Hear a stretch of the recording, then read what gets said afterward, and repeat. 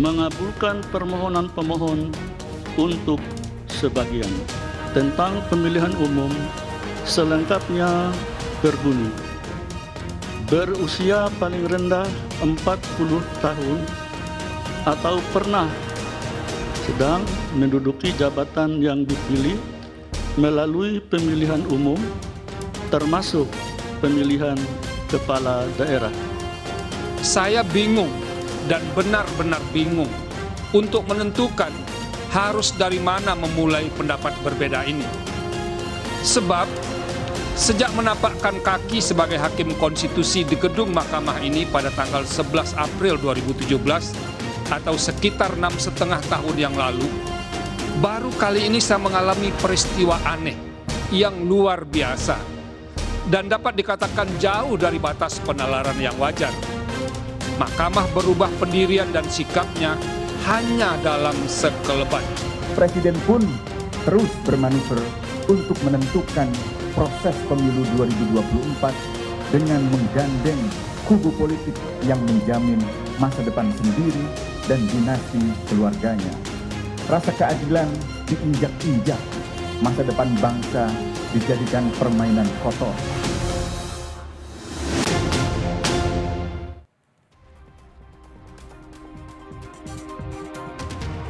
Terima kasih Anda masih bersama kami di Kompas Petang, Saudara. Hakim Konstitusi Saldi Isra keheranan dengan putusan Mahkamah Konstitusi yang secara drastis mengubah amar putusan soal syarat usia capres dan cawapres.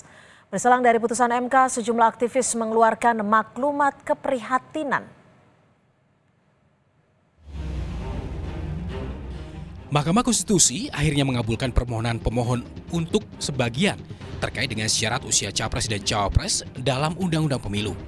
Ketua MK, Anwar Usman, membacakan langsung amar putusan yang intinya mengubah syarat dari paling rendah berusia 40 tahun kini menjadi berusia paling rendah 40 tahun atau pernah atau sedang menjabat kepala daerah.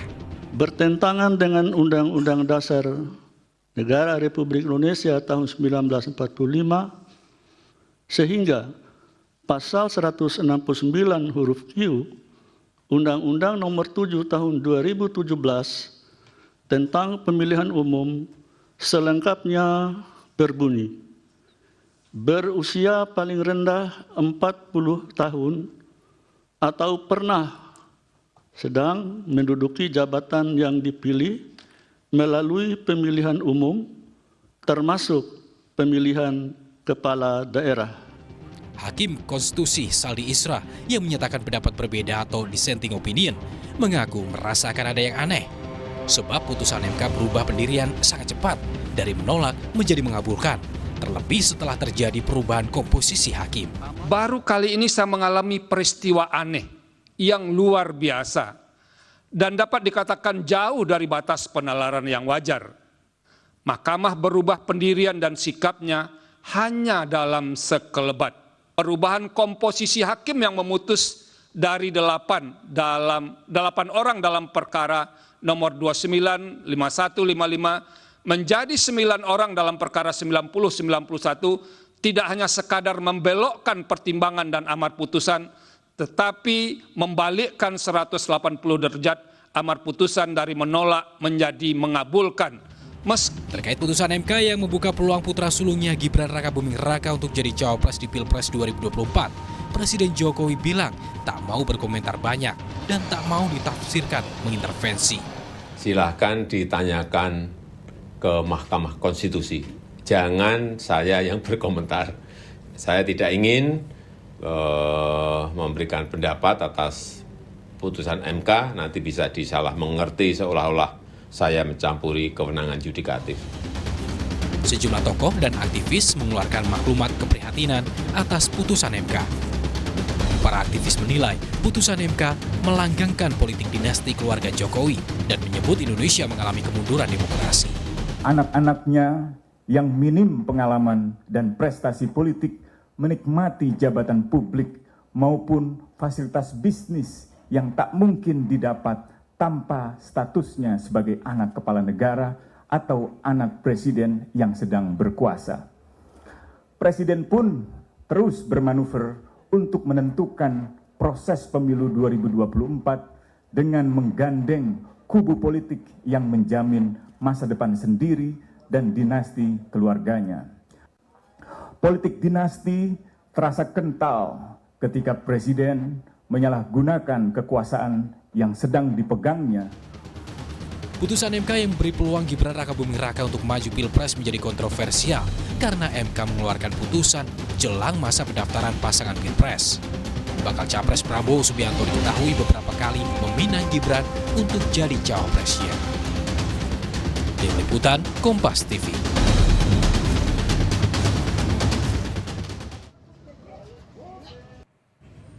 Almas Sakibiru, mahasiswa asal Solo yang menjadi penggugat syarat batas usia Capres dan Cawapres 40 tahun dan menambahkan syarat pengalaman sebagai kepala daerah, membantah mengajukan gugatan ke MK untuk memuluskan langkah Gibran Rakabuming Raka di Pilpres. Anak dari Koordinator Masyarakat Anti Korupsi Indonesia, Maki Boyamin Saiman ini mengklaim tak ada intervensi di balik gugatan yang ia ajukan. Dengan keluarnya putusan MK, ia mempersilahkan Gibran untuk menggunakan kesempatan ini untuk maju Pilpres atau tidak.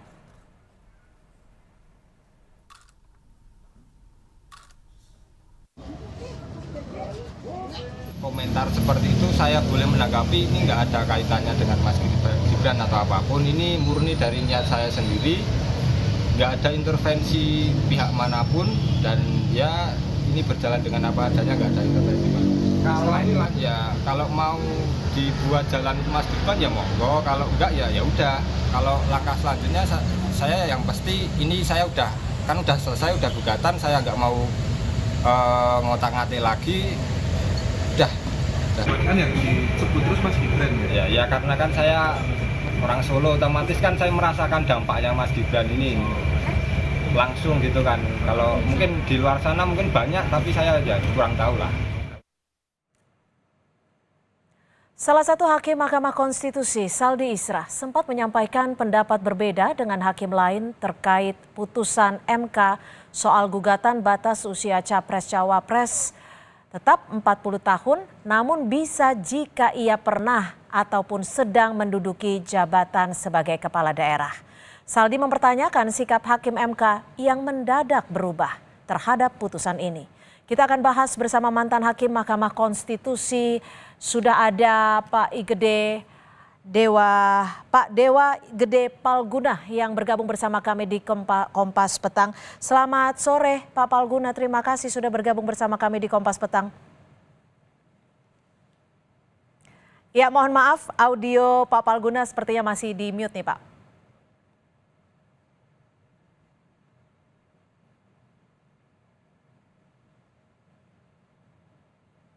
Ya, selamat sore Pak Palguna, terima kasih bergabung bersama kami.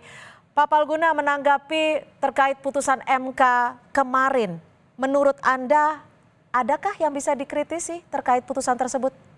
Iya jelas lah. Jadi buat saya, ini langsung nih. Silakan. Halo. Pak Palguna. Ya, begini. Yang jadi persoalan saya itu gini ya. Satu, ya kita seperti kena prank kan oleh putusan MK itu yang pertama itu. Dan menurut saya putusan yang diucapkan pertama, dalam arti 3 putusan pertama sebelum break itulah putusan yang benar. Karena dari dulu sampai sekarang, saya itu berpandangan bahwa soal usia pejabat publik, entah itu kepala daerah, itu presiden, wakil presiden, anggota DPR, DPRD, DPD, itu adalah sepenuhnya merupakan legal policy dari pembentuk undang-undang. Artinya itu adalah wilayah kebijakan dari pembentuk undang-undang yang tidak boleh dimasuki oleh Mahkamah Konstitusi kecuali kalau konstitusi menegaskan hal itu. Nah ini masalahnya konstitusi tidak ada menegaskan hal itu. Oleh karena itu maka sebenarnya saya berpandangan dari awal itu Mahkamah Konstitusi sudah bisa memutuskan bahwa jika permohonannya adalah soal umur itu, maka itu adalah masalah legal policy dan Mahkamah Konstitusi seharusnya tidak masuk ke sana. Artinya saya mau mengatakan begini, bagaimana kita bisa mengatakan bahwa yang 40 tahun itu adalah tidak konstitusional misalnya. Sementara yang lainnya 35 tahun, 30 tahun, 28 tahun, 25 tahun dan seterusnya itu konstitusional. Apa dasar argumentasinya? Tentu saja argumentasi secara konstitusional ya. Itu tidak ada. Maka itu adalah sepenuhnya memang wilayah pembentuk undang-undang. Apalagi apabila diingat, ya, dan itu sebenarnya sudah diuraikan dalam pertimbangan hukum putusan Mahkamah Konstitusi yang sebelum break yang pertama itu.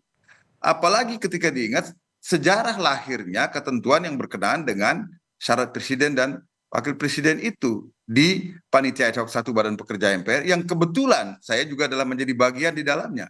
Dan di situ memang ditegas bagian terakhirnya kemudian perdebatan itu menyatakan sudahlah serahkan itu kepada pembentuk undang-undang. Jadi dari situ makanya saya mengatakan putusan Mahkamah Konstitusi yang pertama diucapkan sebelum break itu kemarin itulah putusan yang benar. Harusnya Mahkamah Konstitusi tidak masuk ke dalam wilayah legal policy dari pembentuk undang-undang. Jadi menurut Anda sendiri dua keputusan yang terakhir itu adalah keputusan yang tidak benar seperti itu? Ya, artinya gini, seperti halnya yang disampaikan oleh Hakim Konstitusi Saldi Isra ya. Gini, pertanyaannya kemudian, bolehkah Mahkamah Konstitusi mengubah pendiriannya? Boleh. Tetapi yang menjadi persoalan bukan soal boleh tidak itu. Adakah argumentasi konstitusional yang kuat sehingga Mahkamah Konstitusi harus mengubah pendiriannya dari sebelumnya A menjadi B? Ini kan berbalik 180 derajat. Dan itu dalam hitungan hari, kata dissenting opinion yang diucapkan oleh Hakim Konstitusi Saldi Isra. Nah, dalam beberapa hari itu, adakah perubahan yang mendasar? Adakah constitutional change yang mendasar, katakanlah dalam praktik, yang menyebabkan kemudian secara konstitusional juga Mahkamah Konstitusi harus mengubah tafsiran konstitusionalnya terhadap syarat calon presiden dan atau wakil presiden itu. Itu tidak dijelaskan dalam pertimbangan hukum putusan. Dan itu yang membuat saya kecewa. Karena disitulah bagian dari mahkota putusan Mahkamah Konstitusi yang seharusnya tegas disebutkan oleh Mahkamah Konstitusi. Sebab itu adalah ratio decidendi yang menunjukkan salah satu unsur penting dari judicial accountability yang harus dipenuhi oleh Mahkamah gitu. Ya, Pak Palguna, kalau menurut Anda berdasarkan pengalaman Anda, biasanya apa sih yang menyebabkan ada perubahan tersebut apalagi dalam rentan waktu yang sangat singkat? Apakah menurut Anda ada kepentingan tertentu mungkin? Atau seperti apa? Berdasarkan pengalaman Anda? Kalau itu biarlah wilayah, kalau kepentingan tertentu yang kalau disebut kepentingan politik, biarlah wilayah pengamat politik yang masuk itu. Saya stick saja pada bidang keahlian saya supaya saya tidak offside mengambil bidang keahlian orang lain gitu ya. Jadi kalau secara hukum tentu saja perubahan itu misalnya ada perubahan peraturan perundang-undangan yang terjadi dalam rentang waktu tertentu sehingga menyebabkan logika yang dibangun oleh Mahkamah Konstitusi dalam pertimbangan hukum sebelumnya menjadi tidak valid lagi apabila disandingkan dengan tujuan konstitusional yang hendak dicapai oleh dirumuskannya suatu ketentuan dalam undang-undang. Itu bisa mengubah pendirian mahkamah dan itu adalah sah. Tetapi itu harus sekali lagi harus dijelaskan dalam ratio decidendi dari putusan mahkamah itu sehingga publik menjadi tahu mengapa mahkamah mengubah pendiriannya gitu loh. Oke, kalau yang kemarin kan kita tidak dijelaskan ya, apakah artinya harus ada penjelasan terkait hal ini? That is what I mean. Jadi itulah seperti out of the blue gitu loh, tiba-tiba saja berubah dari A menjadi B dan B-nya itu 180 derajat. Itu yang tidak saya paham. Itu yang saya nggak bisa menduga. Nah akhirnya kan begini jadinya. Saya bukan pengamat politik sekali lagi. Nah, tapi orang kemudian membuat fakta-fakta yang ada di luar lalu menyandingkan fakta-fakta itu atau kenyataan-kenyataan itu disanding-sandingkan, dihubung-hubungkan dan kemudian cocok dengan keadaan yang diambil dalam putusan Mahkamah Konstitusi. Nah, terjadilah kemudian kesimpulan publik yang kita tidak bisa sepenuhnya juga menyalahkan. Karena dalam pertimbangan putusan Mahkamah Konstitusi sendiri juga tidak jelas alasan berubahnya itu gitu loh. Oke, Pak Palguna, kita tahu bahwa dalam putusan di Mahkamah Konstitusi dissenting opinion itu merupakan hal yang biasa. Tapi biasanya apa sih yang menjadi penyebab adanya dissenting opinion ini dan seperti apa biasanya berdasarkan pengalaman Anda untuk menanggapi peristiwa ataupun dissenting opinion ini? Oke, jadi saya menjelaskan terlebih dahulu. Ketua Mahkamah Konstitusi pertama Profesor Jimlias Sidiki secara berseloroh tapi serius mengatakan 9 hakim konstitusi itu adalah 9 pendapatnya final and binding gitu loh. Dia merdeka satu setengah tahun. Bahkan ketua Mahkamah Konstitusi juga tidak bisa mempengaruhi. Saya bisa mengatakan itu karena saya mengalami periode kepemimpinan Prof. Jimli dan beberapa bulan saya sempat juga bersama Prof. Mahfud walaupun beliau waktu itu belum jadi ketua. Artinya kita tahulah sebegitu berwibawanya Profesor Jimli Asidiki, Profesor Mahfud itu nggak bisa mempengaruhi 8 hakim yang lain kalau hakimnya sudah berpendapat begini. Artinya yang saya mau katakan kalau Hakim Konstitusi itu membuat legal opinion-nya dengan benar. Dan itulah yang membuat perdebatan dalam rapat permusyawaratan hakim itu menjadi hidup. Nah, itu yang kemudian menyebabkan kemudian bisa saja hakim itu menjadi bersatu atau terbelah pendapatnya. Ya. Itu kan masing-masing kadang-kadang mungkin katakanlah misalnya mazhab yang dianut oleh hakim tertentu gitu atau bukan pandangan politik sebenarnya. Tapi ini kan pada dasarnya Mahkamah Konstitusi dalam perkara pengujian undang-undang khususnya dia kan sedang melakukan constitutional interpretation sebenarnya terhadap satu norma undang-undang. Nah, di situ kalau sudah memasuki wilayah constitutional interpretation, kemerdekaan masing-masing hakim itu sangat mungkin boleh dikatakan mutlak di situ ya. Baik. Karena hakim mau menyampaikan pendapatnya secara merdeka. Nah, di situ acap kali ketemu atau tidak. Tapi itu kan akan tampak kemudian bukan ringkasan ya. Summary dari pendapat apakah ketemu atau tidak itu akan tampak dalam putusan gitu. Ya, Pak Palguna terakhir, menurut Anda bagaimana Anda melihat dari sikap Hakim Saldi Isra, karena kita tahu kemarin beliau juga menyampaikan beberapa pendapat soal dissenting opinion, soal ada atau tidaknya hakim ketua yang sempat hadir kemudian sempat sebelumnya tidak hadir dan akhirnya ada perubahan terkait hal itu. Ya, itu saya mengatakan bahwa Pak Profesor Saldi sedang menggambarkan peristiwa yang terjadi ketika putusan itu dibuat. Dan itu adalah bagian dari pertanggungjawaban publik seorang hakim yang hendak disampaikan lewat pendapat berbedanya itu, mengapa kemudian dia harus membuat pendapat berbeda. Nah, atau mengapa kemudian terjadi perbedaan pendapat. Nah, saya kira kalau itu ya itu boleh dikatakan semacam pemberitahuan dalam tanda petik kepada publik tentang background dari sikap yang diambilnya gitu kan. Baik, dan seharusnya seperti Anda sampaikan tadi bahwa adanya perubahan dalam waktu singkat sejatinya juga seharusnya disampaikan kepada publik. Terima kasih Pak Idewa Gede Palguna, mantan Hakim Mahkamah Konstitusi sudah bergabung bersama kami di Kompas Petang. Selamat sore. Selamat sore.